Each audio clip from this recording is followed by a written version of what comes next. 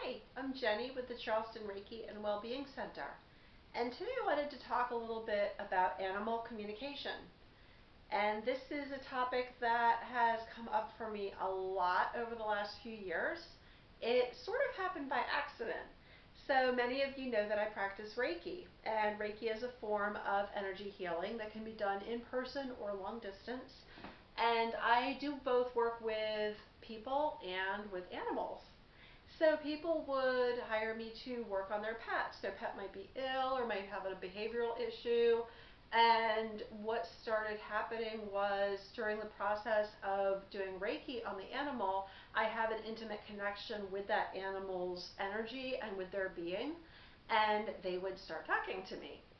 So I would ask them questions, and it sort of turned into where sometimes people will seek me out solely to try and talk to the pet and try and work out some kind of behavioral issue, or try to understand something of what's happening with them, that sort of thing.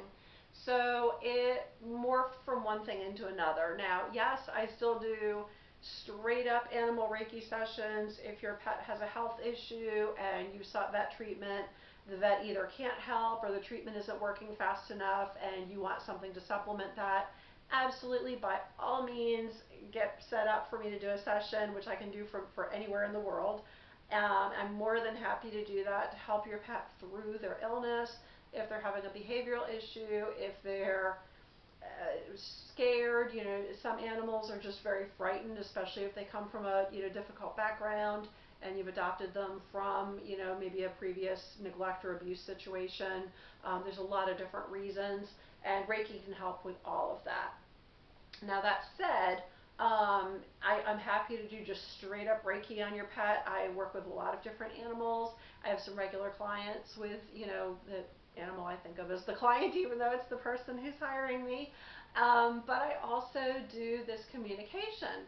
And I have people who will hire me specifically to talk to their pet and ask them what's going on and try to get some feedback from them and try to give them some information, often to help them through a difficult time or just to try to understand why they're acting a certain way, behaving a certain way.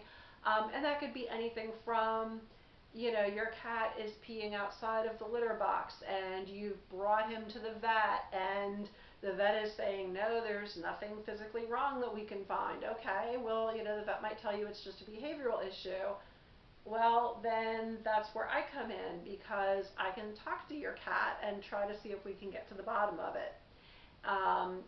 Likewise with any other pet. I mean, I've worked with macaw birds, I've worked with guinea pigs, I've worked with dogs, I've worked with horses even, and that's a lot of fun.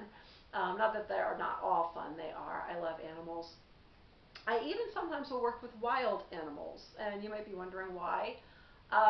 So let's say, for example, that there's a particular type of wild animal that is always coming into your yard, and you want to find out, why they're in your yard all the time, or what their goal is, or why they're digging up your garden, or whatever. That's something I can also try and see if I can figure out. So there's a lot of different, possibilities, and, I'm more than happy to work with pretty much any animal that you would like me to communicate with. And typically when it's a pet, I require a photo of the pet to connect with them. Now, if we're dealing with a wild animal, it's a lot more difficult to get a photo. You might get lucky and get one, but you might not. And if you don't have a photo of the animal, then maybe a photo of the area of the yard that they're going into and a description of the animal. That usually is more than sufficient, so that's, not a problem. Pictures are just, it'll make it a little easier for me to connect. But I've had a lot of really interesting experiences with talking to different animals, and sometimes it is just so much fun. So there was this guinea pig that I used to work with who has since passed on, and the guinea pig's parent, human parent, moved cross country to another state. And they used to live near the beach in California. And so this was just really funny, because the humans started noticing after the move that this guinea pig would just sit there and totally space out for hours.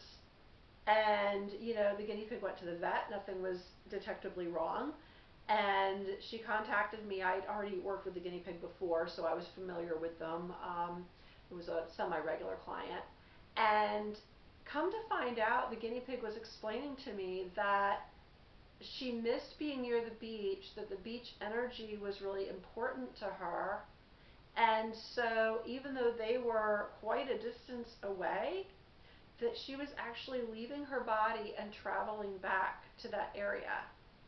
And here's where the really strange and kind of funny part comes in, is she talks about how she would leave little pieces of her soul or of her energy along the way, like breadcrumbs, to help her find her way back home to her body again.